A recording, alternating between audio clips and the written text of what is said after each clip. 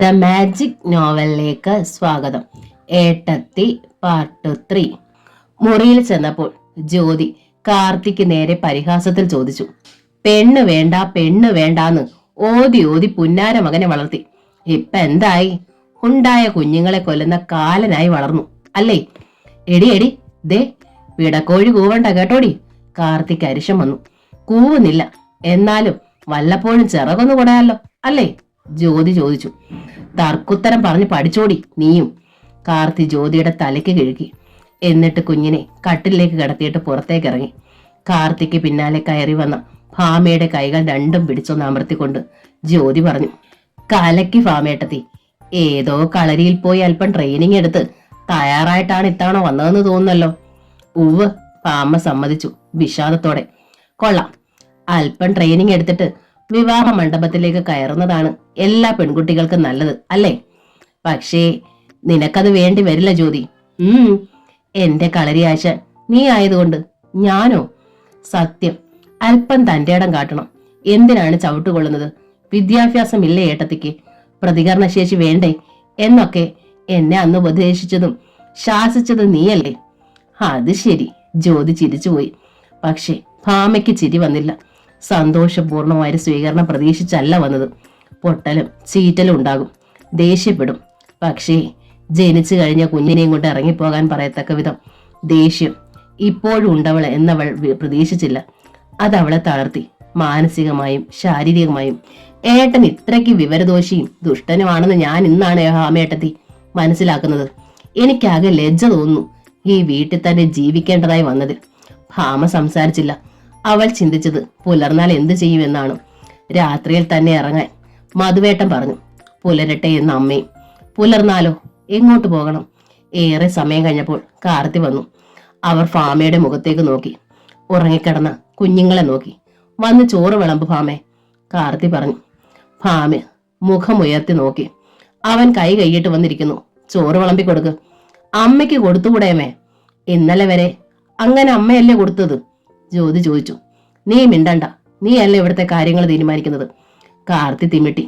എനിക്ക് ഇവിടുത്തെ കാര്യം തീരുമാനിക്കാൻ അവകാശമില്ല. ഇനി കെട്ടിച്ചു വിട്ടാലോ?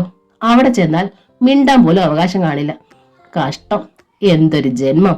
ജ്യോതി പിറുപിറുത്തു. നിനക്കിത്തിരി നാക്ക് കൂടുന്നുണ്ട്. കാർത്തി ജ്യോതിയെ നോക്കി കണ്ണു മിഴിച്ചു. എന്നിട്ട് ഭാമയെ നോക്കി. വാടി, എഴുന്നേക്ക്. ഭാമ എഴുന്നേറ്റു. ഭാമ അടുക്കളയിലെത്തി മധുവിനുള്ള ഊണ് വിളമ്പി. അതവൾ മേശപ്പുറത്ത് കൊണ്ടുവന്നു. ഉണ്ണാൻ റെഡിയായിരിക്കുന്ന മധു അപ്പോഴാണ് ഭാമയെ ശരിക്ക് കാണുന്നത്. അവൻ അവളെ ഒന്ന് ശ്രദ്ധയോടെ നോക്കി. പ്രസവത്തിന് പോകും മുമ്പ് നീര് കെട്ടിയ പോലെ മുഖവും ഗ്രഹണി ബാധിച്ച കുട്ടികളുടേതുപോലെ ഉന്തിയ വയറുമായിരുന്നു. എല്ല് പിടിച്ചൊരു പേക്കോലം.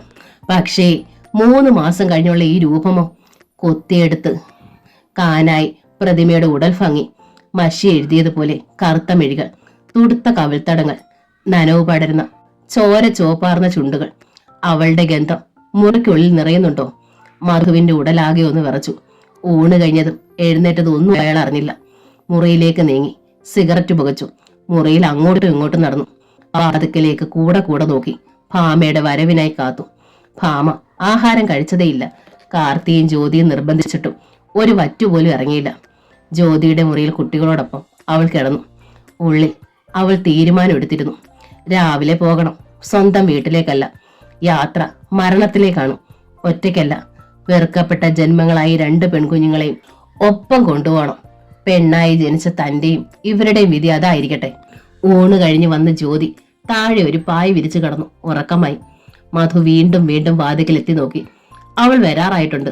വരുമ്പോൾ ആദ്യമൊക്കെ ദേഷ്യം തന്നെ ഭാവിക്കണം. അവൾ ക്ഷമ പറയും, സങ്കടപ്പെടും. അപ്പോൾ അലിയണം. അലിഞ്ഞതായി ഭാവിക്കണം. അല്ലാതെ ഒന്ന് തൊടുന്നത് എങ്ങനെ? നെഞ്ചിൽ ചേർത്ത് വരിഞ്ഞു കെട്ടുന്നത് എങ്ങനെ? 3 മാസമായില്ലേ അവളെ ഒന്ന് തൊട്ടിട്ട്. മധു വീണ്ടും വാതിക്കലെത്തി. അനക്കും ഒന്നും കേൾക്കുന്നില്ലല്ലോ. അടുക്കള അടച്ചോ? എന്നിട്ട് ഭാമ എവിടെ? തന്റെ റൂമിലല്ലാതെ മറ്റെവിടെയാണ് അവൾക്ക് കിടക്കാനിടം? ഒരിടവുമില്ല. മധു പതുക്കെ പുറത്തേക്ക് ഇറങ്ങി. അമ്പരപ്പോടെ അന്വേഷിച്ചു. ഒടുവിൽ കണ്ടെത്തി ജ്യോതിയുടെ മുറിയിൽ. ലൈറ്റ് ഉണ്ടകത്ത്. ജനാലയിലൂടെ മധു കണ്ടു. കട്ടിലിൽ കുട്ടികളെ അടുക്കി ചേർത്ത് കിടക്കുന്ന ഭാമ. അയാൾ കണ്ണിമയ്ക്കാതെ നോക്കി നിന്നു. ആ രൂപം കടഞ്ഞെടുത്ത അവയവ ഭംഗി എടുത്തു കാട്ടുന്ന അലസമായ കിടപ്പ്. മധുവിന് പിണക്കം നടിക്കാനോ പിടിച്ചു നിൽക്കാനോ കഴിഞ്ഞില്ല. അയാൾ വാതുക്കൽ തട്ടി. ഭാമേ, ഭാമേ. ജ്യോതി ഉണർന്നു. ഭാമ ഉറങ്ങാതിരുന്നത് കൊണ്ട് ആദ്യം വിളിക്ക് തന്നെ കേട്ടു. ജ്യോതി ഉണർന്നത് അറിഞ്ഞതുമില്ല. ഭാമേ. മധു വീണ്ടും വിളിച്ചു. വാതിൽ തുറക്കു ഭാമേ. ഭാമയൊന്ന് അനങ്ങി കട്ടിലിൽ എഴുന്നേറ്റിരുന്നു. വാതുക്കലേക്ക് നോക്കി. മധു വാതുക്കലേക്ക് നീങ്ങി നിന്നു. ഭാമ വാതിൽ തുറന്നു. മധു കണ്ടു. വെണ്ണക്കൽ ശില്പം പോലെ മുമ്പിൽ നിൽക്കുന്നു തന്റെ ഭാര്യ, തനിക്ക് മാത്രം അവകാശപ്പെട്ടവൾ. മധു അവളുടെ തോളിലേക്ക് കൈവച്ചു. വരൂ, അയാൾ മന്ത്രിച്ചു. എങ്ങോട്ട്? ഭാമ ചോദിച്ചു. മുറിയിലേക്ക്. കുട്ടികൾ ഇവിടെ കിടന്നോട്ടെ. എന്തിന്? വാ പറയാം. മധുവിന്റെ 2 കരങ്ങളും അവളെ പുണരാൻ വെമ്പലോടെ നീണ്ടു. ഭാമ ആ കൈ തട്ടിമാറ്റി. എന്നിട്ട് ഒരടി പിന്നോക്കം നിന്നു. വേണ്ട, പുലർന്നാൽ കുട്ടികളെയും കൊണ്ട് ഈ വീട് വിട്ടു പോകേണ്ടവളാണ് ഞാൻ. ഈ ഒരു രാത്രിക്ക് വേണ്ടി മാത്രം ഒരു പുരുഷന്റെ കിടക്കയും ചൂടും എനിക്ക് ആവശ്യമില്ല. മധുവേട്ടൻ പോയി കിടന്നുറങ്ങാൻ നോക്ക്. ഭാമ പെട്ടെന്ന് വാതിലടച്ച് കുറ്റിയിട്ടു. അടിയേറ്റതുപോലെ ചുരുണ്ടുപോയി മധു. സിരകൾ പോലും ഉറഞ്ഞുപോയ മട്ടിൽ മധു ആ അടഞ്ഞ വാതിക്കൽ നിന്നു നിമിഷങ്ങളോളം. തന്റെ പുരുഷത്വത്തിന്മേൽ ഏറ്റ ശക്തമായ പ്രഹരമായി മധുവിന് മുമ്പിൽ ആ വാതിൽ അങ്ങനെ കോട്ട പോലെ നിന്നു. അയാൾ നിന്ദ്യനായിരിക്കുന്നു, തിരസ്കരിക്കപ്പെട്ടിരിക്കുന്നു. അതും താലി കെട്ടിക്കൊണ്ടുവന്ന ഭാര്യയാൽ. ഇതിലപ്പുറം ഇനി എന്താണ് സംഭവിക്കാനുള്ളത്? ഛേ! അയാൾ ആ വാതിൽ ആഞ്ഞു ചവിട്ടി. ചാട്ടവാർ കൊണ്ട് അടിയേറ്റാൽ അടങ്ങിയിരിക്കാനാവുമോ? താൻ എന്താണ് ഭാര്യയോട് ചെയ്തതെന്നും എന്നാൽ മറന്നു. താൻ എന്ത് ചെയ്താലെന്ത്? ഒരു ഭാര്യയുടെ കടമ രാത്രിയിൽ ഭർത്താവിനോടൊപ്പം ശയിക്കുക എന്നതാണ്. അയാൾ ചീത്ത വിളിച്ചാലെന്ത്? മദ്യപിച്ചു വന്ന് മർദ്ദിച്ചാലെന്ത്? ജനിച്ച കുഞ്ഞിനെ കൊല്ലണമെന്ന് പറഞ്ഞാലെന്ത്? ഭർത്താവല്ലേ. കിടക്കറയ്ക്ക് വെളിയിൽ അയാൾ എന്തൊക്കെ പ്രവർത്തിച്ചാലും ശരി, കിടക്കയിൽ അയാളോടൊപ്പം കിടക്കണം. അത് ഭാര്യാധർമ്മമാണ്. ആ ധർമ്മത്തിന്റെ മുഖത്താണ് വലിച്ചടച്ചതെന്ന് അയാൾക്ക് തോന്നി. മധുവെന്ന അഭിമാനിയായ ഭർത്താവ് അതെങ്ങനെ സഹിക്കും? അയാൾ വീണ്ടും വാതുക്കൽ ആഞ്ഞു ചവിട്ടി. തുറക്കടി വാതില്, അയാൾ ആക്രോശിച്ചു. ഭാമ അയാൾ ചവിട്ടെന്ന് അറിയുന്നുണ്ടായിരുന്നു. വാതിലിന്റെ അപ്പുറത്ത് തന്നെ ഭിത്തിയിൽ ചാരി കണ്ണുമടച്ചു നിൽക്കുകയാണ് ഭാമ, നെഞ്ചിനുള്ളിൽ ആളുന്ന തീയുമായി. എടി, വാതിൽ തുറക്കാൻ. മധു 3ാമതും വാതിക്കൽ ചവിട്ടി. ജ്യോതി എഴുന്നേറ്റ് ഭാമയൊന്ന് നോക്കി. വല്ലാതെ ചൂളിപ്പിടഞ്ഞു പോയി അവൾ. ഭർത്താവിന്റെ കിടക്കറയിലേക്ക് വിളിക്കുന്നു. ഭാര്യ രക്ഷപ്പെടാൻ ഒളിച്ചു നിൽക്കുന്നു. ഈ ഗതികേട് ഒരു പെണ്ണിനും ഉണ്ടാവരുത് ഈശ്വര. ജ്യോതി തെന്ന് വാതിൽ തുറന്നു. എന്തിനാണ് ഏട്ടാ എന്റെ മുറിയുടെ വാതിൽ ഇങ്ങനെ ചവിട്ടി പൊളിക്കുന്നത്? ജ്യോതി ചോദിച്ചു. നീ ആരാടി അത് ചോദിക്കാൻ? ജ്യോതിയെ കണ്ടപ്പോൾ ഇരട്ടി ദേഷ്യത്തോടെ മധു അവളുടെ കരണ താഞ്ഞടിച്ചു. ജ്യോതിയുടെ തല മരവിച്ചുപോയി. എന്താടാ എന്താടാ ഇവിടെ? കാർത്തി ശബ്ദം കേട്ടെത്തി. മധു ജ്യോതിയെ പിടിച്ച് അകത്തേക്ക് തള്ളി. അവള് കാര്യം അന്വേഷിക്കാൻ നടക്കുന്നു. രാത്രിയിൽ ചവിട്ടി ഞാൻ എല്ലൊടിക്കും, പറഞ്ഞേക്കാം, മര്യാദയ്ക്ക് നിന്നില്ലെങ്കിൽ. മധു ആക്രോശിച്ചു. ജ്യോതി മധുവിന്റെ ആയത്തിലുള്ള തള്ളിൽ വീണുപോയിരുന്നു. എന്തിനാടാ നീ അവളെ പാതിരാത്രിക്ക് ഉപദ്രവിക്കുന്നത്? അവൾ എന്നാ ചെയ്തടാ? കാർത്തി ചോദിച്ചു. അവളോ? അവൾക്ക് ഇത്തിരി കൂടുന്നുണ്ട്. മധു പല്ല് ഞെറങ്ങി. കൊല്ലും ഞാൻ. അവളോട് ഞാൻ പറഞ്ഞോളാം, നീ പോയി കിടന്നുറങ്ങാൻ നോക്ക്. കാർത്തി പറഞ്ഞുകൊണ്ട് മുറിക്കുള്ളിലേക്ക് കടന്നു. എന്താടി അധിക പ്രസംഗി? കാർത്തി ജ്യോതിയെ പിടികൂടി. നിന്റെ അച്ഛൻ ജീവിച്ചിരിപ്പില്ല. അച്ഛന്റെ സ്ഥാനത്താണ് ഇവൻ നിനക്ക്. എന്നിട്ട് അത് ഓർക്കാതെയാണോടി നീ നാക്കിട്ടടിക്കുന്നത്? നിന്നെ കെട്ടിച്ചു വിടണമെങ്കിലും അവനേ ഉള്ളൂ, അതറിയാമോ? ശാസനയോടെ ജ്യോതിയുടെ തലയ്ക്ക് കാർത്തി ഒരു കിഴക്ക് കൊടുത്തു. പിന്നെ തിരിഞ്ഞു നോക്കുമ്പോഴാണ് കണ്ടത് വാതിൽ പാളിയുടെ മറവിൽ ഭിത്തിയിൽ ചാരി നിൽക്കുന്ന ഭാമ. ഇത് എന്നാ കളിയാ? നിനക്കെന്നാടി ഈ പാതിരാത്രിക്ക് ഇതിനകത്ത് കാര്യം? കാർത്തി ഭാമയ്ക്ക് മുമ്പിൽ നിന്നു. നീ എന്തിനാണ് ഇങ്ങോട്ടിപ്പോൾ വന്നത്? ഭാമ കടിച്ചു പിടിച്ചു നിന്നു, മറുപടി പറയാതെ. കാരണം ജ്യോതി അപ്പോഴും അടികൊണ്ട കവിൾത്തടം തൂത്തുകൊണ്ട് അവിടെ തന്നെയുണ്ട്. വിവാഹം കഴിക്കാത്ത പെൺകുട്ടിയാണ്. പ്രായമായെങ്കിൽ പോലും അവൾ കേൾക്കെ സഹോദരന്റെ വിക്രിയകളെക്കുറിച്ച് ഉറക്കെ പറയുന്നത് എങ്ങനെ? കാർത്തി ആകെ ഒന്ന് നോക്കി. ബെഡിൽ 2 കുഞ്ഞുങ്ങൾ ഉറങ്ങുന്നു. അതിനരികിൽ ഭാമ കിടന്നിരുന്ന ലക്ഷണം. ജ്യോതി കിടന്നിരുന്ന പായും തലേണയും താഴെ. കാർത്തിയുടെ മനസ്സ് അത്രയും കൊണ്ട് തന്നെ കാര്യങ്ങൾ ഏതാണ്ട് ഊഹിച്ചു. നീ എന്താ ഭാമേ ഇവിടെ കിടന്നത്? ഇതാണോ നിന്റെ കിടപ്പുമുറി? കാർത്തി ചോദിച്ചു. എവിടെ കിടന്നാൽ എന്താ അമ്മേ, ഉറങ്ങിയാ പോരെ? ഭാമയുടെ ശബ്ദം താഴ്ത്തി പറഞ്ഞു. അത് കെട്ടുന്നതിന് മുമ്പ്. ഇപ്പൊ നിനക്ക് കെട്ടിയവനുണ്ട്, അതെന്താ നീ മറന്നത്? ചുമ്മാതെയാണോ അവൻ വാതിൽ ചവിട്ടി പൊളിക്കാൻ വന്നത്? എല്ലാ ഭർത്താക്കന്മാരും വാതിൽ ചവിട്ടി പൊളിച്ചിട്ടാണോ ഭാമ പറയാൻ വന്നത്? വിഴുങ്ങി. കാർത്തി ജ്യോതിയെ നോക്കി. എന്നാ കേൾക്കാൻ നിൽക്കുവാടി, പോടി അപ്പുറത്ത്. അവർ തിമിട്ടി. ഈ പാതിരാത്രിക്ക് ഞാൻ എങ്ങോട്ട് പോകാനാ? ഇതാ നന്നായി, ഏറ്റവും അധികപ്പറ്റി ഞാനാ. അങ്ങനെ പറഞ്ഞെങ്കിലും ജ്യോതി മുറിക്ക് പുറത്തേക്ക് ഇറങ്ങുക തന്നെ ചെയ്തു. ആ, കാർത്തി ഭാമയുടെ നേരെ തിരിഞ്ഞു. നീ ഏതായാലും ഇതിനകത്ത് കിടക്കണ്ട, അത് ശരിയാകത്തില്ല. എന്താ ശരികേട്? അല്പം മുമ്പേ പറഞ്ഞതൊക്കെ അമ്മയും കേട്ടതല്ലേ? അമ്മ പറഞ്ഞത് കൊണ്ടാ ഞാൻ നിന്നത്. പുലർന്നാൽ ഞാൻ എന്റെ കുഞ്ഞുങ്ങളെയും കൊണ്ട് പൊയ്ക്കോളാം. നീ അധിക പ്രസംഗിയ, അതാ ഇത്തരം അഹമ്മതി പറയുന്നത്. ഞാനും ഒരുത്തന്റെ കൂടെ പുറത്തോളാം. ഭർത്താവ് എന്നെ ചീത്ത വിളിക്കുകയും തല്ലുകയും ഒക്കെ ചെയ്തിട്ടുണ്ട്, ഒരിക്കലല്ല പലപ്പോഴും. പക്ഷേങ്കിൽ കിടക്കാൻ ഞാൻ വേറെ മുറി തപ്പി പോയിട്ടില്ല. നേരം വെളുക്കുമ്പോ പിണക്കം തീരും. തല്ലിയതും ചീത്ത പറഞ്ഞതും ഒക്കെ മറക്കും. കാർത്തി പറഞ്ഞു. അമ്മയുടെ അത്രയും സഹനശക്തി എനിക്കില്ലമ്മേ, അതാണ്. അതൊക്കെ താനെ ഉണ്ടായിക്കോളും. പെണ്ണായാൽ അങ്ങനെ ഒരുപാട് സഹിക്കണം, എന്നാലേ പറ്റൂ. കാർത്തി പറഞ്ഞു. നേരം വെളുക്കുമ്പോൾ ഞാൻ അവനെ പറഞ്ഞ് സമാധാനിപ്പിച്ചോളാം. തൽക്കാലം നീ അങ്ങോട്ട് ചെല്ല്. കാർത്തി ഉറച്ച സ്വരത്തിൽ പറഞ്ഞു. ഭാമ കല്ല് പോലെ നിന്നു.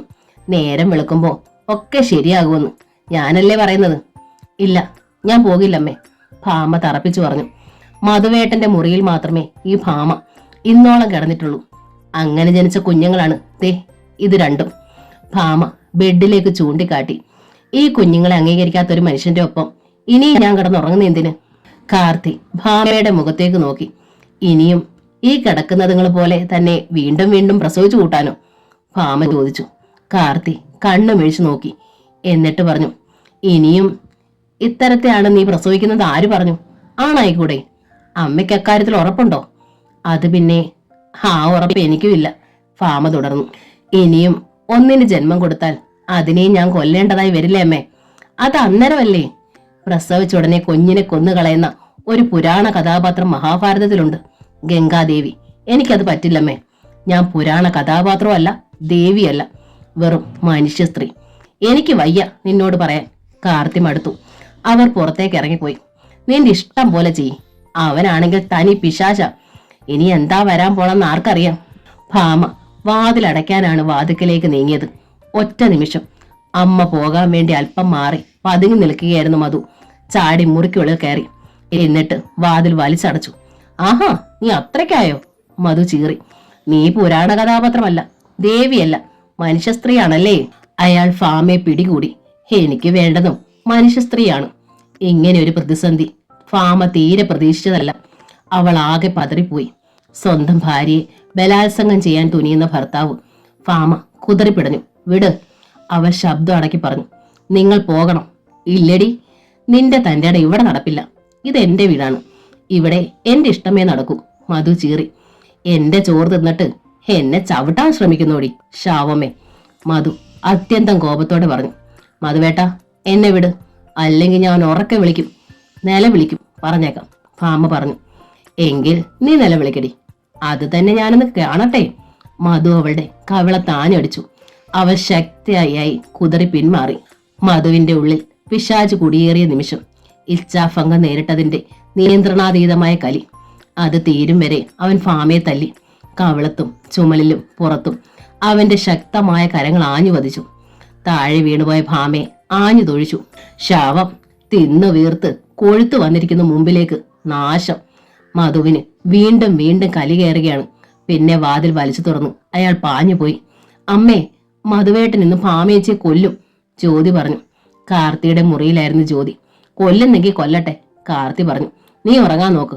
അവൾക്ക് ഇത്തിരി നാക്കും അഹമ്മതിയും കൂടുതലാണ്. കേട്ടില്ലേ സന്ധ്യയ്ക്ക് അവൾ പറഞ്ഞത്? അവന് വേണ്ട, കുഞ്ഞിനെ മതിയെന്നും. അതിലെന്താ അഹമ്മതി?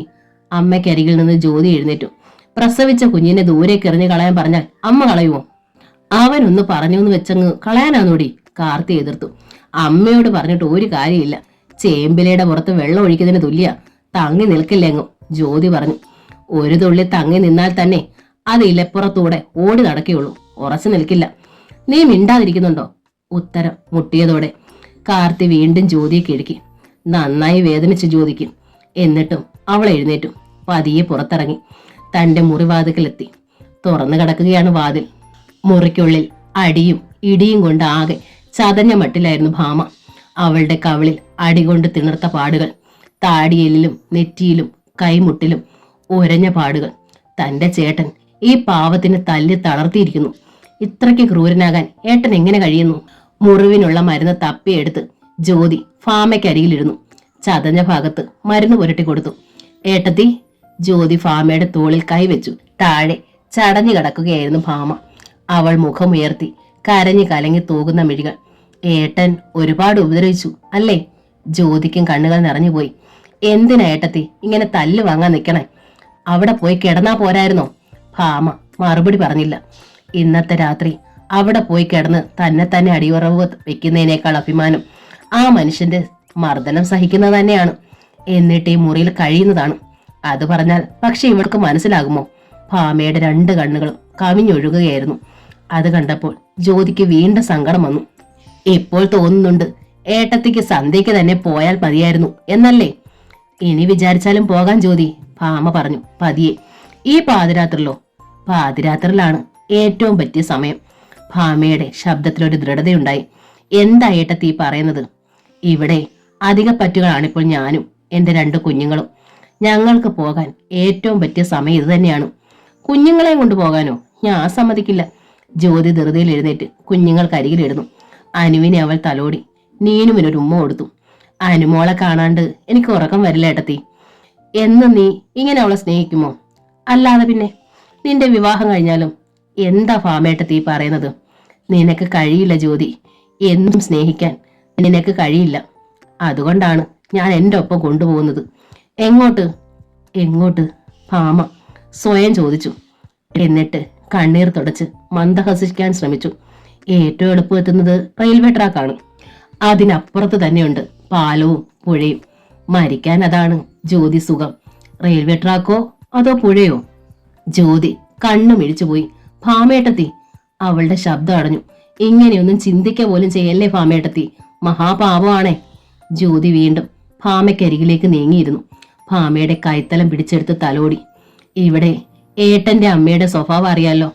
എന്റെ ചേച്ചിമാർക്കൊക്കെ അവരുടെ തൻ കാര്യമേ ഉള്ളൂ. സത്യത്തിൽ ഭാമേട്ടത്തിൽ വന്നതിൽ പിന്നെയാണ് സ്നേഹവും വാത്സല്യം എന്തെന്ന് ഞാൻ അറിയുന്നത് തന്നെ. ജ്യോതിയുടെ കണ്ണുകൾ തുളുമ്പി തൂകിപ്പോയി. ഭാമേട്ടത്തി എനിക്ക് നാത്തൂന്നല്ല, അമ്മയും ചേച്ചിയും ഒക്കെയാണ്. എന്നെ വിട്ടു പോകല്ലേ ചേച്ചി. ജ്യോതി വിമ്മി പൊട്ടിക്കരഞ്ഞു. ഭാമ അവളുടെ കൈ പിടിച്ചെടുത്ത് തലോടി. ഇവിടെ എന്നും എനിക്കൊരാശ്വാസം നീയായിരുന്നു മോളെ. ഭാമ ശബ്ദം താഴ്ത്തി. ഒരു തേങ്ങലിന്റെ അകമ്പടിയോടെയാണ് അവൾ സംസാരിച്ചത്. പക്ഷേ ഒരു ഭാര്യയാണ് ഞാൻ. നിന്റെ സ്നേഹം മാത്രം പോരാ മോളെ എനിക്ക്. അത് പറഞ്ഞാ നിനക്ക് മനസ്സിലാകുമോ? ജ്യോതി ഭാമയെ മിഴിച്ചു നോക്കി. ഭാര്യയുടെ സ്വാതന്ത്ര്യം വേണ്ട, ഒരു മനുഷ്യജീവിക്കുള്ള പരിഗണനയെങ്കിലും കിട്ടിയിരിക്കണ്ടേ മോളെ? ഏട്ടത്തി. പക്ഷേ ജ്യോതിക്ക് വാക്കുമുട്ടി. അല്ലാത്തൊരു ജീവിതം ജീവിതമാണോ? എന്തിനാണ് അങ്ങനൊരു ജീവിതം വെറുതെ വലിച്ചു നീട്ടുന്നത്? ജ്യോതി ഭാമയെ ഭീതിയോടെ നോക്കി. ഭാമയെ സമാധാനിപ്പിക്കാൻ ജ്യോതി ഒരുപാടൊക്കെ പറഞ്ഞു. ഭാമ എല്ലാം കേട്ടു. ഒടുവിൽ തന്റെ മക്കളോടൊപ്പം കിടന്നു. ഉറങ്ങാതെ തിരിഞ്ഞും മറിഞ്ഞും കിടന്നു. ഉറങ്ങാൻ ഒട്ടും കഴിഞ്ഞില്ല ജ്യോതിക്ക്. അവൾ വല്ലാതെ ഭയത്തിലായിരുന്നു. അവൾ കണ്ണുകൾ തുറന്നു തന്നെ പിടിച്ചു. തന്റെ കണ്ണുകളൊന്നടഞ്ഞാൽ ഭാമയേട്ടത്തി ഇറങ്ങിപ്പോകുമോ എന്നവൾ ഭയന്നു. കുറേ സമയം കഴിഞ്ഞപ്പോൾ ജ്യോതി അറിഞ്ഞു. ഭാമയുടെ ശ്വാസഗതി ക്രമമായി ഉയർന്നു താഴുന്നു. ഹോ, ചാകുമെന്നൊക്കെ പറഞ്ഞത് വെറുതെയാണ്. പാവം ഭാമേച്ചി ഉറങ്ങിയിരിക്കുന്നത്. വന്നത് എന്ത് സന്തോഷത്തിലായിരുന്നു. പക്ഷേ ഏട്ടം വന്നപ്പോൾ തുടങ്ങിയ വെപ്രാളവും ഉപദ്രവവുമാണ്. കഷ്ടം. ഭാമേട്ടത്തി പറഞ്ഞതാണ് ശരി. ഇത് ജീവിതമാണോ? പാവം ക്ഷീണം കൊണ്ട് ഉറങ്ങിപ്പോയി. ഭാമ ഉറങ്ങിയെങ്കിലും ജ്യോതി ഉറങ്ങിയില്ല. ഉറക്കം വന്നയുടനെ കൺപോളകളെ ബലമായി പിടിച്ചകത്തി ജ്യോതി ഉറങ്ങുന്ന ഭാമയ്ക്ക് കാവലിരുന്നു. ഭാമേട്ടത്തിക്കും കുഞ്ഞുങ്ങൾക്കും ഒരാപത്ത് സംഭവിക്കരുത്. എത്ര പിടിച്ചകത്തിയിട്ടും കുറെ സമയം കഴിഞ്ഞപ്പോൾ ജ്യോതിയുടെ മിഴികൾ അടഞ്ഞുപോയി. ഉറക്കം അവളെ വല്ലാതെ കീഴ്പ്പെടുത്തി കളഞ്ഞു. പുലരുന്നതിന് മുമ്പ് പതിവ് സൈറൻ പോലെ കാർത്തി വിളിച്ചു. ഭാമേ, എടി ഭാമേ. കാപ്പിക്കാവാം. ജ്യോതി കണ്ണു തിരുമ്മി ഉണർന്നു. ഉണർന്ന പാടെ ഞെട്ടലോടെ ജ്യോതി പെട്ടെന്ന് മുഖം തിരിച്ച് ബെഡിലേക്ക് നോക്കി. ബെഡ് ശൂന്യം. ഭാമയും കുട്ടികളും ബെഡിലില്ല. അയ്യോ! ജ്യോതിയിൽ നിന്നൊരാർത്തനാദം പുറപ്പെട്ടു. കടും കാപ്പിക്ക് വേണ്ടി മുറവിളി കൂട്ടിക്കൊണ്ട് കോട്ടുവായി ഇട്ടിരുന്ന കാർത്തി നടുങ്ങിപ്പോയി. അവർ ഞെട്ടി എഴുന്നേറ്റു. ജ്യോതിയുടെ നിലവിളി കേട്ട ഭാഗത്തേക്ക് ചെന്നു. എന്താടി? എന്താ? എന്തിനാടി നീ ഈ വെളുപ്പാങ്കാലത്ത് നിലവിളിക്കണേ? സ്വപ്നം കണ്ടോ? കാർത്തി ചോദിച്ചു. നിലവിളിയോടെ തന്നെ ജ്യോതി ഭാമയും കുട്ടികളും കടന്നിരുന്ന കട്ടിലേക്ക് വിരൽ ചൂണ്ടി. എന്താടി അവിടെ? കാർത്തി കണ്ണു ചിമ്മി. ഞാനൊന്നും കാണുന്നില്ലല്ലോ. ഭാമേച്ചിയും കുട്ടികളും. ജ്യോതി വിക്കി. അവരെ കാണുന്നില്ലമ്മേ. കാണുന്നില്ലേ? ഒരു നിമിഷം കാർത്തി ബെഡിലേക്ക് നോക്കി. പിന്നെ ജ്യോതിയുടെ ചുമലിൽ കിഴുകി. ഇതിനാണോ നീ വിളിച്ചലറിയത്? അമ്മ അവരെ കാണുന്നില്ലെന്ന്. അവരെങ്ങോട്ട് പോകാനാ? കുഞ്ഞുങ്ങളെ എടുത്തോണ്ട് അവള് അവന്റെ മുറിയിലേക്ക് പൊയ്ക്കാണു. അല്ലാതെ എവിടെ പോകാനാണു? ജ്യോതി ഒന്ന് അമ്പരന്നു. കുഞ്ഞുങ്ങളെയും കൊണ്ട് ഭാമേട്ടത്തി ചേട്ടന്റെ മുറിയിൽ പോയെന്നോ? അവൾക്കത് വിശ്വസിക്കാൻ കഴിഞ്ഞില്ല. നീ വിശ്വസിക്കണ്ട, കാർത്തി പറഞ്ഞു. കെട്ടിയോനും കെട്ടിയോളും ആവുമ്പോ അങ്ങനൊക്കെയാ. ഇത് വല്ലത് നിനക്കറിയോ? നീ പോയി കിടന്നുറങ്ങാൻ നോക്ക്. കാർത്തി പിന്തിരിഞ്ഞു. ഇത്തിരി കാപ്പി കിട്ടാൻ ഇനി ഞാൻ തന്നെ അടുക്കളയിൽ കയറണോ എന്റെ ഭഗവതി? അമ്മേ, ജ്യോതി വീണ്ടും വിളിച്ചു. ഇതൊരു ശല്യായല്ലോ. എന്താടി? അമ്മ ചേട്ടനെ ഒന്ന് വിളിച്ചേ, മുറിയിലുണ്ടോന്ന് അറിയാലോ, ജ്യോതി പറഞ്ഞു. മുറിയിലില്ലാണ്ട് പിന്നെ? കാർത്തി നെറ്റി ചൊളിച്ചു. കുഞ്ഞുങ്ങളെയും കൊണ്ട് ചാകുമെന്നൊക്കെ ഇന്നലെ രാത്രിയിൽ പറഞ്ഞു ഭാമേട്ടത്തി. അതാണ് എനിക്ക് പേടി. ജ്യോതിയുടെ ശബ്ദം പതറി. അവൾ അങ്ങനെ പറഞ്ഞോ? കാർത്തി ഒന്ന് ഭയന്നു. അവർ ധൃതിയിൽ മധുവിന്റെ റൂമിൽ ചെന്ന് തട്ടി. എടാ മധു, മധു! കാർത്തി വാതിൽക്കൽ തട്ടി. 2-3 തവണ തട്ടി വിളിച്ചപ്പോഴാണ് മധു ഉണർന്നതും കണ്ണും തിരുമ്മി വന്ന് വാതിൽ തുറന്നതും. എന്താമേ? മധു തെല്ല് ഈർഷ്യയിൽ ചോദിച്ചു. ഉറങ്ങാൻ സമ്മതിക്കില്ലല്ലോ. എന്താണ് അമ്മയ്ക്ക് വേണ്ടത്? എടാ, അവളും പിള്ളേരും മുറിയിലുണ്ടോടാ? കാർത്തി ഉദ്വേഗത്തോടെ അകത്തേക്ക് കയറാൻ ഭാവിച്ചു. മധു വാതിലടഞ്ഞു നിൽക്കുകയാണ്. അവളും പിള്ളേരുവോ? അവരെന്തിനാ ഇതിനകത്ത് കപ്പുന്നത്? എടാ, അവളെയും പിള്ളേരെയും കാണുന്നില്ലടാ. കാർത്തി ആകെ ഭയപ്പെട്ടു. കാണുന്നില്ലേ? മധുവിന്റെ നെറ്റി ചുളിഞ്ഞു. ഇന്നലെ അവള് ആ മുറിയിൽ ഇങ്ങോട്ട് വന്നോന്നറിയാനാ? ഇല്ല. പിന്നെ അവൾ എങ്ങോട്ട് പോയി? വലിയ തന്റെ കടക്കാരിയല്ലേ, ഒറ്റയ്ക്ക് ജീവിക്കാമെന്ന് കരുതിയിട്ടുണ്ടാവും. അവള് വീട്ടിലോട്ട് പോയി കാണും, മധു ഈർഷ്യയോടെ പറഞ്ഞു. വീട്ടിലേക്ക് പോകുന്നത് രാത്രിയിലാണോടാ? കാർത്തിക്ക് ഉത്കണ്ഠയായി. മധുവിന്റെ കണ്ണുകൾ കാർത്തിക്ക് പിന്നിൽ വെപ്രാളത്തോടെ നിൽക്കുന്ന ജ്യോതിയിലായി. ദാ അങ്ങോട്ട് ചോദിക്ക്. രാജ്ഞിയുടെ പ്രധാനമന്ത്രിയല്ലേ അവള്? അവൾക്കറിയാതെ വരില്ല, മധു അമർഷത്തോടെ പറഞ്ഞു. മധുവേട്ടാ, ഞാൻ കണ്ണു തുറക്കുമ്പോൾ ഏട്ടത്തെയും കുട്ടികളും മുറിയിലില്ല, ജ്യോതി പറഞ്ഞു. വല്ല സാഹസവും ചെയ്തോന്നാ എന്റെ ഭയം. എന്ത് സാഹസം? മധു പരിഹസിച്ചു. ഇനി ജീവിക്കണ്ടെന്നൊക്കെ പറഞ്ഞു ഏട്ടത്തി. ജീവിക്കണ്ടെന്നോ? അവളോ? കൊള്ളാം. എന്നെ തോൽപ്പിക്കാൻ ഇറങ്ങിയിരിക്കുകയല്ലേ അവള്. കൂട്ടു നിൽക്കാൻ അവളുടെ വീട്ടുകാരും. അവൾ അങ്ങോട്ട് പോയി കാണും, അല്ലാതെ എങ്ങോട്ട് പോകാനാ? മധുവിന്റെ മുഖത്ത് വെറുപ്പ് നിറഞ്ഞു. റെയിൽവേ ട്രാക്കാണോ അതോ പുഴയാണോ മരിക്കാൻ എളുപ്പമെന്ന് ഇന്നലെ രാത്രി ഏട്ടത്തി എന്നോട് ചോദിച്ചിരുന്നു, ജ്യോതി കൂടുതൽ ഭീതിയോടെ പറഞ്ഞു. ആർക്കും വേണ്ടാത്ത കുഞ്ഞുങ്ങളെയും കൊണ്ട് ഇനി ജീവിക്കില്ല എന്ന് പറഞ്ഞു. എന്താടി പറഞ്ഞത്? മധു ജ്യോതിക്ക് നേരെ കൈ ഓങ്ങിക്കൊണ്ടിരുന്നു. സത്യാണ് ഏട്ടാ, ഇനി ജീവിക്കാൻ ആഗ്രഹമില്ലെന്ന് ഫാമേച്ചി പറഞ്ഞു. എനിക്ക് അപ്പോൾ മുതൽ പേടിയാ, പക്ഷെ ഞാനങ്ങ് ഉറങ്ങിപ്പോയി. ജ്യോതിയുടെ മുഖം വിളറി. ഓഹോ, അപ്പോഴവൾ വിരട്ടിയിട്ടാണ് പോയതല്ലേ? ചാകുമെന്നവൾ പറയുമ്പോൾ ഞാനങ്ങ് ഭയന്ന് തോറ്റ് അവൾക്ക് മുമ്പിൽ അടിയറവ് പറയുമെന്നായിരിക്കും അല്ലേടി? എന്നാൽ നീയും കേട്ടോ, അങ്ങനെ തോൽക്കാൻ ഈ മധുവിനെ കിട്ടില്ല. മധു ഉറച്ച സ്വരത്തിൽ പറഞ്ഞു. എടാ, കാർത്തിക്ക് പക്ഷെ ഭീതിയുണ്ടായി. അവള് പക്ഷേ അമ്മയൊന്നും മിണ്ടാതിരിക്കെ, മധു തറപ്പിച്ചു പറഞ്ഞു. ചാകാനാണ് പ്ലാനെങ്കിൽ അതാരെങ്കിലും മുൻകൂട്ടി പറയുവോ? ഇത് ചുമ്മാതെ എന്നെ വരട്ടാൻ, എന്നിട്ട് കാര്യം നേടാൻ. ജ്യോതി മധുവിന്റെ മുഖത്തേക്ക് ഒന്ന് നോക്കി. ഇത്ര ഹൃദയമില്ലാത്തവനായി പോയല്ലോ തന്റെ ചേട്ടൻ. പ്രസവത്തിനായിട്ട് അവൾ ഇവിടെ നിന്ന് പോയി. ഞാൻ ഹോസ്പിറ്റലിൽ ചെല്ലാത്തന്റെ വാശിക്ക് അവൾ വീട്ടിലേക്ക് പോയി. എന്നിട്ടോ ഞാൻ അങ്ങോട്ട് പോയോ? ഇല്ല. വാശിയുള്ളവളാണെങ്കിൽ അവൾ എന്തിനാണ് പിന്നെ പോയത്? വിജയഭാവമായിരുന്നു മധുവിന്. അപ്പോൾ അവൾക്ക് ഭർത്താവിനെ വേണം, അതിന് വന്നു. 2-3 മാസം മുമ്പ് ഞാൻ പറഞ്ഞതൊക്കെ മറന്നുപോയെന്നാണ് അവൾ കരുതിയത്. പക്ഷേ മധു അങ്ങനെ ഒന്നും മറക്കുന്നവനല്ല. അതിനാണ് അവൾ ചാകുമെന്നും പറഞ്ഞ് പുതിയ അടവെടുക്കുന്നത്. എന്തിനാ? കൊച്ചിനെ അംഗീകരിപ്പിക്കാൻ. തന്റെ ഇടത്തിന് അവൾ കൊച്ചുങ്ങളെ പിറക്കി പോയതല്ലേ, പോയിട്ട് വന്നോളും. അമ്മയുടെ ജോലി നോക്ക്. കൈ ഒന്ന് ഉയർത്തി കൂട്ടിപ്പിടിച്ച് നൊട്ട വിട്ടുകൊണ്ട് അലസമായി പറഞ്ഞു മധു തിരികെ ബെഡിനരികിലേക്ക് നീങ്ങി. ജ്യോതിക്ക് പക്ഷേ അയാളുടെ അത്രയും നിസ്സംഗത സ്വന്തം ഹൃദയത്തിലേറ്റാൻ കഴിഞ്ഞില്ല. അവൾ അമ്മയെ നോക്കി. കാർത്തിയും ആകെ ഒന്ന് പരിഭ്രമിച്ച വട്ടാണ്. സ്വന്തം വീട്ടിലേക്ക് പോകാനായാലും ഇത്ര വെളുപ്പിന് പോകുമോ ആരെങ്കിലും? ഇത്രയില്ലാത്ത കുട്ടികളെയും കൊണ്ട്. പുലരട്ടെ, കാര്യങ്ങൾക്ക് തീരുമാനം ഉണ്ടാക്കാന്ന് താൻ പറഞ്ഞതല്ലേ, അതവൾ കേട്ടോ? ജ്യോതിയുടെ നെഞ്ചിൽ ഭയം തേരട്ടെയാകുന്നു. റെയിൽവേ ട്രാക്കോ പുഴയോ? ഭാമയുടെ ചോദ്യം.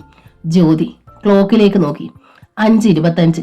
5:30 ട്രെയിൻ ഇതുവഴി പോകുന്നുണ്ട്. ഉൾക്കിടിലം പോലെ ജ്യോതി ഓർത്തു. ആ ട്രെയിനാണോ ഭാമേച്ചിയുടെ ലക്ഷ്യം? 1 കിലോമീറ്ററിലധികം ദൂരമുണ്ട് റെയിൽവേ ട്രാക്കിലേക്ക്. അതിനപ്പുറത്താണ് ഭഗവതി ക്ഷേത്രം. ഭാമേച്ചിയും താനും എത്രയോ തവണ ഭഗവതിയെ തൊഴാൻ പോയിരിക്കുന്നു. റെയിൽവേ ട്രാക്കിലൂടെ അല്പം നീങ്ങിയാൽ പുഴയും പാലവും ഉണ്ട്. ഈശ്വര, ഭാമേട്ടത്തെ എങ്ങോട്ടാണ് പോയത്? റെയിൽവേ ട്രാക്കിലേക്കോ അതോ മധുവേട്ടൻ പറഞ്ഞതുപോലെ സ്വന്തം വീട്ടിലേക്കോ? ഭാമ നടക്കുകയായിരുന്നു. നേരം പുലർന്നിട്ടില്ല. ഇരുട്ട് തന്നെയാണ്. അമ്മ കാപ്പിക്കായി വിളിക്കുന്ന സമയം അറിയാം. ജ്യോതി അപ്പോൾ ഉണരുകയും ചെയ്യും. അതിനു മുമ്പായി എഴുന്നേറ്റു. ഒന്ന് മയങ്ങിപ്പോയി. അറിയാതെ. മയങ്ങാൻ പാടില്ലായിരുന്നു. എങ്കിൽ രാത്രി തന്നെ ഇറങ്ങാമായിരുന്നു. ഇതിപ്പോൾ പുലരാറായിരിക്കുന്നു. വഴി കാണാനാവുന്നില്ല. ഇരുട്ട് തന്നെ. പക്ഷേ വഴി നിശ്ചയമുണ്ട്. ഇതുവഴി പോയാൽ റെയിൽവേ ട്രാക്ക് ക്രോസ് ചെയ്തിട്ടാണ് ഭഗവതി ക്ഷേത്രത്തിലേക്ക് തൊഴാൻ പോകാറുള്ളത്. ദേവി, ഭഗവതി, വഴി കാട്ടിത്തരണേ. പ്രാർത്ഥനയോടെയാണ് ഭാമ നടന്നത്. 5:30 ഇതുവഴി കടന്നു പോകുന്ന ട്രെയിനാണ് ഭാമയുടെ ലക്ഷ്യം. ഇടത് കൈത്തണ്ടയിൽ നീനും ഉണ്ട്. വലത് കൈത്തടത്തിൽ അനുവും. ഇല്ല, ഇവരെ വിട്ടിട്ട് ജീവിതവും ഇല്ല, മരണവും ഇല്ല. ഒന്നും അറിയാത്ത പിഞ്ചു കുഞ്ഞുങ്ങളാണ്. ഒരു തെറ്റും ചെയ്യാത്തവർ, തെറ്റും ശരിയും തിരിച്ചറിയാത്തവർ. ഈ പ്രായത്തിൽ ഇവർക്ക് മരണം വിധിക്കുന്നത് കടുത്ത മഹാപാപമാണ്. അറിയാം. പക്ഷേ അവരെ വേണ്ടാത്ത അവരുടെ അച്ഛന് മുമ്പിലേക്ക് അവരെ മാത്രം ശേഷിപ്പിച്ചിട്ട് മരണത്തിലേക്ക് താൻ നടന്നാൽ ആത്മാവിന് പോലും ശാന്തി കിട്ടില്ല തനിക്ക്. താനാണ് അവരെ പ്രസവിച്ചത്. ഈ തെറ്റ് താൻ തന്നെ തിരുത്തിയേക്കാം. പാവങ്ങൾ രണ്ടുപേരും ഉറങ്ങുകയാണ്. അലറിക്കുതിച്ചെത്തുന്ന ഭീകരമായൊരു ദുരന്തത്തിലേക്കാണ് തങ്ങളെ ഏറ്റമ്മ നയിക്കുന്നതെന്ന ഭീകര സത്യം അറിയാതെ ഭാമയുടെ മനസ്സൊന്നു പിടഞ്ഞു. വാത്സല്യം നിറയുന്ന ഹൃദയം ഒന്ന് വിങ്ങി. അമ്മി, അമ്മി എന്ന് വിളിക്കുന്ന അനുമോൾ. ഒന്നും വിളിക്കാൻ അറിയാഞ്ഞിട്ടും തന്നെ കാണുമ്പോൾ ആഹ്ലാദ സ്വരം പുറപ്പെടുവിക്കുന്ന നീനും. ഭാമ ഇരുവരെയും നെഞ്ചിലേക്ക് ചേർത്ത് അടുക്കി പിടിച്ചു. അതരങ്ങൾ നീനുവിന്റെ നെറ്റിയിൽ ഒന്ന് മൃദുവായി അമർന്നു. അവസാനത്തെ മുത്തം. പക്ഷേ അവസാന മുത്തമാണെന്ന് എന്ന് തിരിച്ചറിഞ്ഞു ആ കുഞ്ഞ്. അതോ ആ സ്പർശനം കുഞ്ഞിനെ ഉണർത്തിയതാണോ? നീനു ഉണർന്ന പാടെ കരയാൻ തുടങ്ങി. വെളുപ്പാങ്കാലമായിരുന്നു. അവൾക്ക് വിശന്നിട്ടാണ്. പതിവ് കിട്ടണം. കുഞ്ഞിന്റെ കരച്ചിൽ കേട്ടിട്ടാവാം ഭാമയുടെ മാറിൽ പാൽ ചുരുന്നു. ബ്ലൗസ് നനഞ്ഞു. അവൾ നിന്നുപോയി. കരയുന്ന കുഞ്ഞിന് പാൽ കൊടുക്കാതെ അതിനെ ട്രെയിനിന്റെ ചക്രങ്ങൾക്കിടയിലേക്ക് വലിച്ചെറിയണോ? കഴിയുമോ ഒരമ്മയ്ക്കത്? നീനുവിന്റെ കരച്ചിൽ കേട്ടിട്ടാവാം അനുവും ഉണർന്നു. ഇരുട്ട് കണ്ടിട്ടാവാം അവളും കരയാൻ തുടങ്ങി. ശരിയായ റോഡല്ല, എങ്കിലും പാത ജനവാസമുള്ള സ്ഥലങ്ങൾക്കിടയിലൂടെയാണ്. പുലർച്ചയ്ക്ക് മുമ്പ് 2 കുഞ്ഞുങ്ങളുടെ കരച്ചിൽ കേട്ടാൽ ആളുകൾ കൂടിയാലോ? ഭാമ വഴിയോര തൽപ്പം ഒതുങ്ങി പെട്ടെന്നിരുന്നു. ബ്ലൗസ് ഉയർത്തി നീനുവിന് പാൽ കൊടുത്തു. അനുവിന്റെ നിലവിളി നിർത്തണമല്ലോ. ഭാമ മടിച്ചില്ല. അവളെയും മാറോട് ചേർത്തു. അല്ലെങ്കിൽ തന്നെ തന്റെ കുഞ്ഞുങ്ങൾ വയറ് വിശന്നിരുന്ന് മരിക്കണ്ട. മരിക്കാൻ പോകുന്ന തന്റെ നെഞ്ചിൽ എന്തിനാണിനി പാൽ അവശേഷിക്കുന്നത്? കുടിക്കട്ടെ. അവശേഷിക്കുന്ന ഊറി വരുന്ന അവസാന തുള്ളിയും അവർ കുടിക്കട്ടെ. തന്റെ പൊന്നുമക്കൾ അവർക്ക് വേണ്ടിയാണ് ഇത്രയും നാൾ ജീവിച്ചത്. വിവാഹം നടന്ന ഒരാഴ്ച കഴിഞ്ഞപ്പോൾ മുതൽ മധുവേട്ടന്റെ തനിമുഖം കാണാൻ തുടങ്ങിയതാണ്. കിടക്കറയിൽ എത്തുമ്പോൾ പറയുന്ന തേനൊലുകുന്ന വാക്കുകളും സ്നേഹോഷ്മളമായ തലോടലുകളും. നേരം പുലർന്നാലില്ല. പുലർന്നാൽ ഞാനാണ് രാജാവ്, നീ ഒന്നുമല്ലെന്ന ഭാവം. ഒരുപാട് തവണ പറഞ്ഞു നോക്കി, കാല് പിടിച്ചു നോക്കി, കരഞ്ഞു നോക്കി. ജന്മനാ ലഭിച്ചതുപോലെയാണ് സ്വഭാവം. കഴുത്തിൽ താലി വീണു പോയില്ലേ? അങ്ങേയറ്റം സഹിക്കാനും ക്ഷമിക്കാനും സഹകരിക്കാനും ശ്രമിച്ചു. 2 കുട്ടികളും ജനിച്ചുപോയി. അതുകൊണ്ടാണ് അച്ഛനും അമ്മയും വിലക്കേട്ടും നീനുവിനെയും കൊണ്ട് താൻ മടങ്ങി വന്നത്. പൊരുതാൻ ഉറച്ച് ഇന്നലെ പോന്നു. പരാജയപ്പെട്ട് തിരികെ ചെല്ലുന്നത് എങ്ങനെ? അതിൽ ഭേദം ആർക്കും ഭാരമാകാതെ ഈ 3 പെൺജന്മങ്ങൾ അവസാനിക്കുന്നതാണ്. പെട്ടെന്ന് ഭാമയൊന്ന് ഞെട്ടി. അലറി കുതിച്ച് 5:30 ട്രെയിൻ പാഞ്ഞു വരുന്നുണ്ട് അകലെ നിന്ന്. ഈശ്വര, ഇനിയുണ്ട് 100-300 മീറ്റർ ദൂരം ട്രാക്കിലേക്ക്. കുഞ്ഞുങ്ങൾ കുടിച്ചു കഴിഞ്ഞിട്ടില്ല. മാറിൽ നിന്നും കടി വിടുന്നില്ല. ഭാമ പരിഭ്രമിച്ചു. ഈ വണ്ടി ഇതിന് തന്നെ പോയേ പറ്റൂ. അടുത്ത വണ്ടി പുലർന്നിട്ടാണ്. അപ്പോഴേക്കും ആൾക്കാർ സഞ്ചാരം തുടങ്ങും. അപ്പുറത്ത് ക്ഷേത്രമുള്ളതാണ്. ഭാമ കുട്ടികളെയും കൊണ്ട് എഴുന്നേൽക്കാൻ ശ്രമിച്ചു. പരിഭ്രമം കൊണ്ട് എഴുന്നേൽക്കാനാവുന്നില്ല. അനുവിനെ മാറ്റി നിർത്താൻ ശ്രമിച്ചു. പക്ഷേ പൂർവാധിക ആർത്തിയോടെ അവൾ ചുണ്ടുകൾ പിളുത്തി അള്ളിപ്പിടിക്കുന്നു. ഇല്ല, പരാജയപ്പെട്ടുകൂടാ, പാടില്ല. ഈ വണ്ടി. ഭാമ പിടഞ്ഞെഴുന്നേറ്റു. വണ്ടി അടുത്തേക്ക് വരികയാണ്. ട്രാക്കിനരികിൽ ഒന്ന് എത്തണമല്ലോ. ഓടിയെത്തണം. ബ്ലൗസ് വലിച്ചിട്ടുകൊണ്ട് ഭാമ കരയുന്ന അനുവിനെ കോരിയെടുത്ത് മുമ്പോട്ടോടി. നീനു വീണ്ടും ഉറക്കത്തിലാണ്ടിരിക്കുന്നു. പക്ഷേ മതിയാകാത്തതിനാൽ അനു ചിണുങ്ങി കരഞ്ഞുകൊണ്ട് ഭാമയുടെ പിടിയിൽ നിന്ന് ഊർന്ന് താഴേക്കിരിക്കാനാണ് ശ്രമിക്കുന്നത്. ദേഷ്യം വന്നാൽ താഴെ ഇരുന്ന് കാലിട്ടടിച്ച് കരയണം അവൾക്ക്. ഊർന്നു പോകുന്ന അനുവിനെ പൊക്കി ഉയർത്താൻ ശ്രമിച്ചുകൊണ്ട് ഭാമ ഓടി. പക്ഷേ ഓടാൻ കഴിയുന്നില്ല. മരണം അടുത്തേക്ക് കൂവി അലറി വരുന്നത് കണ്ടപ്പോൾ കാലുകൾക്ക് ബലക്ഷയം സംഭവിക്കുന്നു. ഇടറുന്നു, വീഴാൻ ഭാവിക്കുന്നു. ഇല്ല, ഭാമ കരുതി, പരാജയപ്പെടില്ല. ഇല്ല. അനുവിനെ തൂക്കി പിടിച്ച് ഭാമ പാദങ്ങൾ വലിച്ചു വെച്ച് നീങ്ങാൻ ശ്രമിച്ചു. ട്രെയിനിന്റെ മുൻവശം കൂവിയാർത്ത് കടന്നുപോയി കഴിഞ്ഞു. ഓരോരോ ബോഗികളും കടന്നു പോവുകയാണ്. ദേവി, അവസാനത്തെ ബോഗിക്കിടയിലെങ്കിലും എടുത്തു ചാടാൻ കഴിയണേ. ഭാമ വീണ്ടും പാദങ്ങൾ വലിച്ചഴിച്ച് നീക്കി. അതാ അവസാനത്തെ ബോഗി വരുന്നു. ഭാമ വല്ല വിധേനയും ട്രാക്കിന്റെ സൈഡിലൂടെ ഇഴഞ്ഞും വലിഞ്ഞും കയറി. ഒറ്റ കുതിപ്പ്. അനുവിനെ നെഞ്ചോട് ചേർത്ത് മുറുകെ പിടിച്ചുകൊണ്ട് അവസാനത്തെ കമ്പാർട്ട്മെന്റിന്റെ ചക്രങ്ങൾക്കിടയിലെങ്കിലും വീഴണം. വീണേ തീരും. ഒറ്റ കുതിപ്പിന് ഭാമ മടിച്ചില്ല. ചാടുകയായിരുന്നു അവൾ. ഭാമേട്ടത്തി! പിന്നിൽ നിന്ന് വട്ടം കെട്ടിപ്പിടിക്കുകയായിരുന്നു ജ്യോതി. ഭാമ ഞെട്ടിപ്പോയി. അയ്യോ, അവസാന ബോഗിയും കടന്നു പോകുന്നു. ഭാമയ്ക്ക് പാദങ്ങൾ മുതൽ വിറയ്ക്കാൻ തുടങ്ങി. എന്താണിത് ഭാമേട്ടത്തി? എങ്ങനെ തോന്നി ഭാമേട്ടത്തിക്ക് ഇത് ചെയ്യാൻ? ജ്യോതി കരഞ്ഞുപോയി. ഭാമ നോക്കി. ഒരുപാട് നിഴലുകളും ടോർച്ചിന്റെ വെളിച്ചങ്ങളും തനിക്ക് പിന്നിൽ. അനുവിനെ ജ്യോതി കോരിയെടുത്തു. ഒപ്പം തന്നെ നീനുവിനെയും പിടിച്ചെടുത്തു. ഭാമ തളരുകയാണ്. വല്ലാതെ. അപ്പോഴേക്കും ആളുകളുടെ അടുത്തെത്തി. അനുവിന്റെ കരച്ചിൽ കേട്ടെത്തിയ പരിസരവാസികളാണ്. ഏറ്റവും മുമ്പിലുണ്ട് കാർത്തിയും മധുവും. 5:30 ട്രെയിനിന്റെ കാര്യം ഓർത്തതോടെ ഇറങ്ങി ഓടുകയായിരുന്നു ജ്യോതി. ജ്യോതി ഓടുന്നത് കണ്ടപ്പോൾ കാർത്തി വിരണ്ടു. മധുവിനെ ബലമായി പിടിച്ചിറക്കി. തളർന്നു താങ്ങിനായി കൈകൾ വട്ടം വരയ്ക്കുന്ന ഭാമയ്ക്ക് മുമ്പിൽ മധു നിന്നു. രോഷം കൊണ്ട് അവന്റെ കണ്ണുകൾ കത്തിപ്പടരുകയായിരുന്നു. പല്ലുകൾ കടിച്ചു ഞെരിച്ചുകൊണ്ടവൻ വലത് കൈ ആഞ്ഞു വീശി. ഭാമയുടെ 2 കരണത്തും മാറി മാറി അവന്റെ കൈ പതിഞ്ഞു. രാത്രിയിലത്തെ ബാക്കി എന്നോണം. പിടിച്ചു നിൽക്കാൻ കഴിയാതെ ഭാമ താഴേക്ക് വീണു. ട്രാക്കിന്റെ സൈഡിൽ മെറ്റലിന്റെ മുകളിലേക്ക്. എന്താ ഉണ്ടായേ? എന്താ പ്രശ്നം? ആളുകൾ അവർക്ക് ചുറ്റും കൂടി. എന്താ മധു പ്രശ്നം?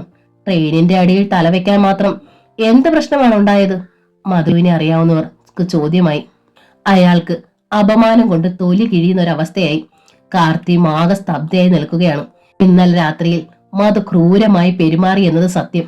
പക്ഷേ ഭാമ ഇങ്ങനെ ചെയ്യുമെന്നവർ തീർത്തും പ്രതീക്ഷിച്ചതല്ല. സംഭവിക്കുമായിരുന്നെങ്കിൽ എന്താണ്? പിടികൂടാൻ ജ്യോതി ഒരു സെക്കൻഡ് കൂടി വൈകിയിരുന്നെങ്കിൽ ഭാമ ചാടി കഴിയുമായിരുന്നു.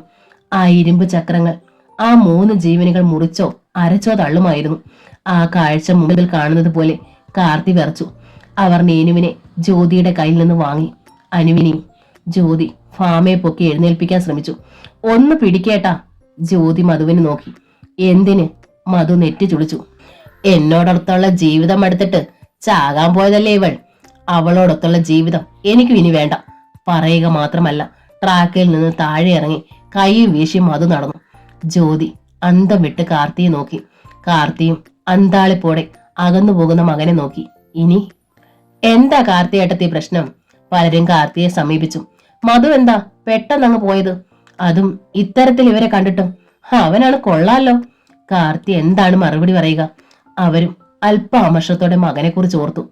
ഇങ്ങനെ അവൻ ചെയ്യാൻ പാടില്ലായിരുന്നു. അതും ഇതുപോലൊരു സന്ദർഭത്തിൽ. നാട്ടുകാർ കാണുകെ ഇവരൊക്കെ ഇനി അവനെക്കുറിച്ച് എന്താണ് കരുതുക? അതെങ്കിലും ഓർക്കണ്ടേ? അമ്മേ, ജ്യോതി പറഞ്ഞു നിലവിളി പോലെ. ഭാമേട്ടത്തി വിളിച്ചിട്ടും മിണ്ടുന്നില്ല. 1-2 പേരും കൂടി ഒന്ന് പിടിച്ചേ. ഈ മെറ്റലിന്റെ മുകളിൽ നിന്നും ഇവരെ മാറ്റാം, ചിലർ പറഞ്ഞു. പറയുക മാത്രമല്ല, ഭാമയെ ട്രാക്കിന് താഴെ പുൽപ്പരപ്പിലേക്ക് എടുത്തു കടത്താൻ ജ്യോതി അവരും സഹായിച്ചു. അപ്പോഴേക്കും അടുത്ത വീട്ടിൽ നിന്നൊരാൾ ഒരു മഗ്ഗിൽ വെള്ളവുമായി എത്തി. ജ്യോതി ആ വെള്ളം ഭാമയുടെ മുഖത്ത് കുടഞ്ഞു. പക്ഷെ ഭാമ കണ്ണുകൾ ചിമ്മി തുറന്നില്ല. ഭാമേട്ടത്തി, ജ്യോതി മെല്ലെ തട്ടി വിളിച്ചു. ഭാമ വിളി കേട്ടില്ല. എന്താണ് ഈ ചെറുപ്പക്കാരൊക്കെ ഇങ്ങനെ ചാകാൻ നടക്കുന്നത്? കഷ്ടം, ഒരാൾ സഹതപിച്ചു. ഇപ്പോഴത്തെ കാലത്തിന്റെ ഓരോ പോക്കേ. അത് കൊള്ളാം. ചുമ്മാതങ്ങ് മരിക്കണമെന്ന് ആർക്കാ നിർച്ച? ആരാണ് അങ്ങനെ ആഗ്രഹിക്കുക? ജീവിക്കാൻ തീരെ പറ്റാതാവുമ്പോഴല്ലേ മരിക്കാൻ വേണ്ടി ഇറങ്ങുക. അതും ഇത്തിരി ഇല്ലാത്ത ഈ 2 ഓമന കുഞ്ഞുങ്ങളെയും കൊണ്ട്. ആൾക്കാരുടെ സംസാരം കേട്ട് കാർത്തി ചൂളി. ജ്യോതി അമ്മയെ നോക്കി. ബോധം തെളിയാതെ കിടക്കുന്ന ഭാമയെ നോക്കി.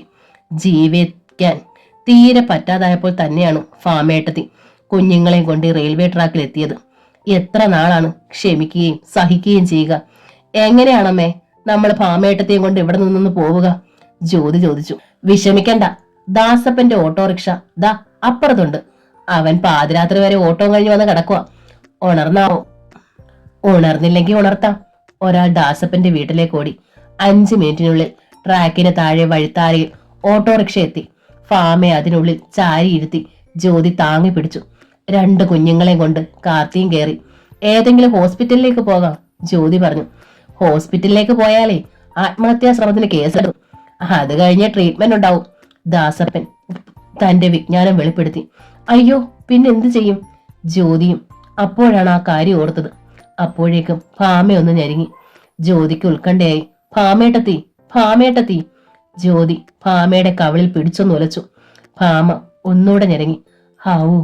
ജ്യോതിക്ക് ആശ്വാസമായി. വണ്ടി ഞങ്ങളുടെ വീട്ടിലേക്ക് വിട്ടാ മതി, ജ്യോതി പറഞ്ഞു. ശരി.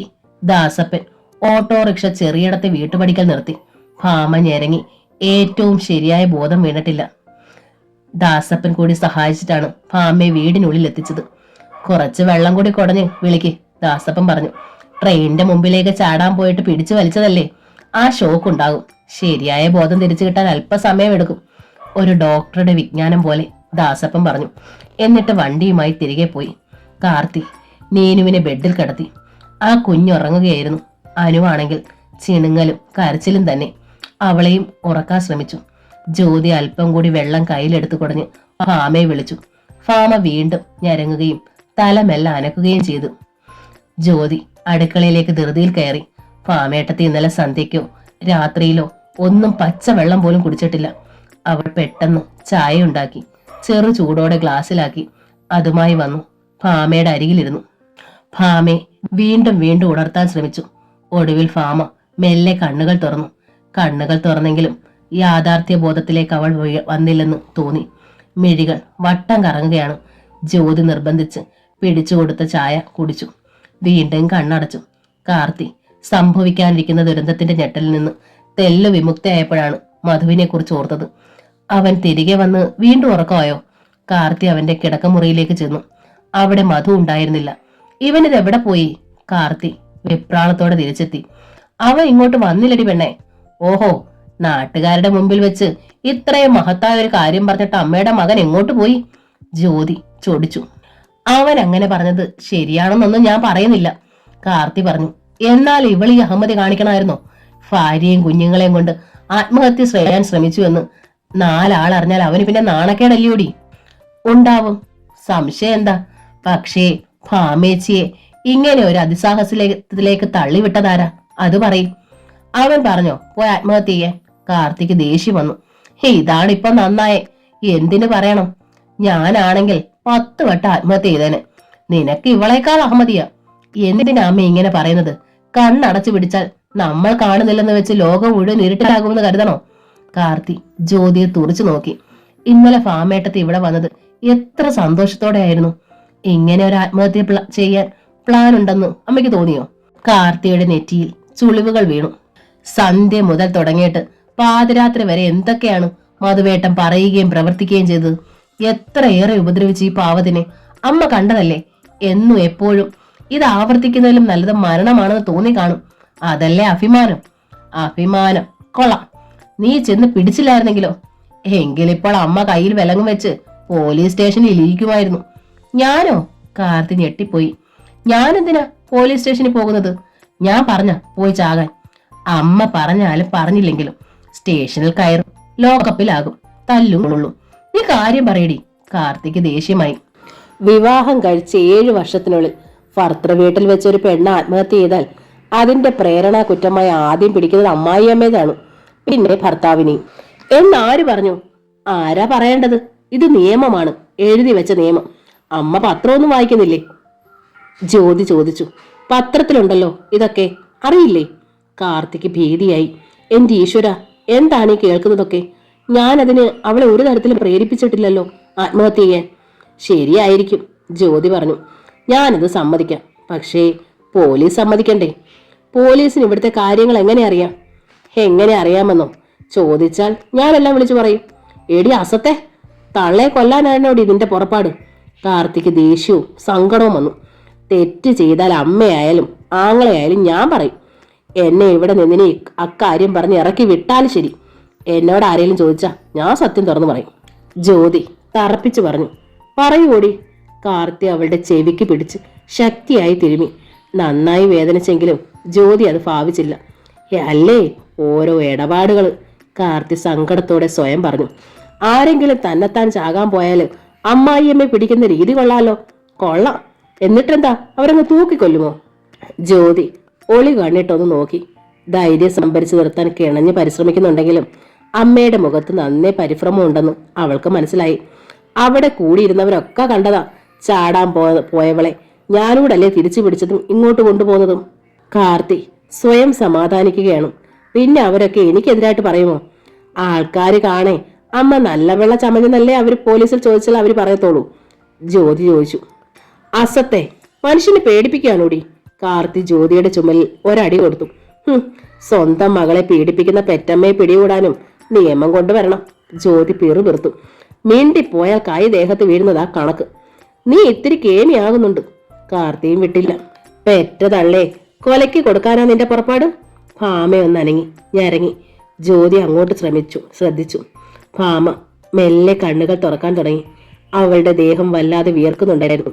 ജ്യോതി മുറിയിലെ ഫാൻ ഇട്ടു. കണ്ണു തുറന്ന ഭാമ പകപ്പോടെ 4 പാട് നോക്കി. പാഞ്ഞു വരുന്ന ട്രെയിനിന്റെ ചൂളം വിളി, എഞ്ചിന്റെ അലർച്ച, ഇരുമ്പ് പാളത്തിൽ ഇരുമ്പ് ചക്രങ്ങൾ അമർന്നുരസി പാഞ്ഞു പോകുന്ന കഠോരമായ ശബ്ദം. ഓരോ ബോഗികളും പാഞ്ഞു പോകുന്നു. അയ്യോ! ഭാമ ശബ്ദം കിട്ടാൻ പാടുവിട്ടു. വരണ്ട നാവ് നൊട്ടി നനച്ചവൾ ഉറക്കെ കരഞ്ഞു. എന്റെ മക്കൾ എവിടെ? പക്ഷെ ശബ്ദം കിട്ടുന്നില്ല. പാഞ്ഞു വരുന്ന ചക്രങ്ങളെ ലക്ഷ്യമാക്കി 2 മക്കളെയും ചേർത്ത് പിടിച്ച് ചാടിയത് ഓർമ്മയുണ്ട്. പിന്നെ ഒന്നും ഓർമ്മയില്ല. ഒന്നും. താൻ രക്ഷപ്പെട്ടോ? എങ്ങനെ? അപ്പോൾ തന്റെ മക്കൾ? അയ്യോ, എന്റെ പൊന്നു മക്കളെ! ഭാമ വീണ്ടും കരഞ്ഞു. ഇത്തവണ ശബ്ദം പുറത്തു വന്നു. എന്റെ മക്കൾ എവിടെ? എന്തിനാ? ആ ചോദ്യം ജ്യോതിയുടേതായിരുന്നു. അത് അത്യന്തം പരിശവുമായിരുന്നു.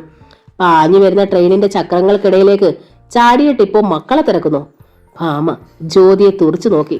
ജ്യോതി, എന്റെ മക്കൾ എവിടെ? ഭാമ ജ്യോതിയെ ബലമായി പിടികൂടി. അവളുടെ ശബ്ദം വല്ലാതെ വിറകൊണ്ടിരുന്നു. വിളറി വിയർത്തിരുന്നു മുഖം. എന്തിനാ? കൊല്ലാനാണോ? വീണ്ടും ജ്യോതിയുടെ പരുഷസ്വരം. ജ്യോതി, എന്റെ കുഞ്ഞുങ്ങൾ എവിടെന്ന്? ഭാമ ഭ്രാന്തമായ ഭാവത്തിൽ ജ്യോതിയെ പിടിച്ചുലച്ചു. ജ്യോതിക്ക് പിടിച്ചു നിൽക്കാൻ കഴിഞ്ഞില്ല. എന്തിനാ ഭാമേട്ടത്തി? എന്തിനാ ഇങ്ങനെയൊക്കെ ചെയ്തേ? ഇങ്ങനെയൊക്കെ ചെയ്യാൻ തോന്നിയല്ലോ ഭാമേട്ടത്തി. ജ്യോതി ഭാമയെ കെട്ടിപ്പിടിച്ച് ഉറക്കെ പൊട്ടിക്കരഞ്ഞു. ഭാമ അവളെ തന്റെ ശരീരത്തോട് അമർത്തി പിടിച്ചു. അവൾക്കൊപ്പം കരഞ്ഞു. കരയുന്നതിനിടയിലും ഭാമ മുഖമുയർത്തി 4 പാട് നോക്കി. അവൾ കണ്ടു കട്ടിലിൽ കിടന്നുറങ്ങുന്ന നീനു, അനു. എന്റെ ഈശ്വര, എന്റെ കുഞ്ഞു മക്കൾ! ഭാമ പിടഞ്ഞെഴുന്നേറ്റു. തന്റെ മക്കൾക്ക് ഒരപകടവും പറ്റിയിട്ടില്ല. സുഖമായി കിടന്നുറങ്ങുന്നു. മക്കളെ! ഭാമ ജ്യോതിയെ വിട്ടിട്ട് കട്ടിലിലേക്ക് ചാഞ്ഞു. എന്റെ മക്കളെ!